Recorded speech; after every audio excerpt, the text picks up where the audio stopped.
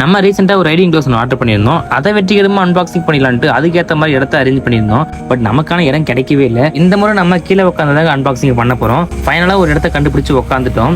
இப்போ அன்பாக்சிங் பண்ணிடலாம். நம்ம வழக்கம் போல பிளிப்கார்ட்ல தான் ஆர்டர் பண்ணியிருந்தோம். நம்ம எந்த பொருளானோ பிளிப்கார்ட்ல ஆர்டர் பண்ணுவோம். அது எதுக்காக வந்து பாத்தீங்கன்னா மோஸ்ட்லி பேக்கேஜ் நல்லாவே கொடுப்பாங்க. பட் பிரைஸ் கொஞ்சம் ஹையா இருக்கும். ப்ராடக்ட் வந்து பாத்தீங்கன்னா தரமா கொடுப்பாங்க. நம்ம வாங்குனது பாத்தீங்கன்னா இந்த ரைடிங் க்ளோஸ் தாங்க.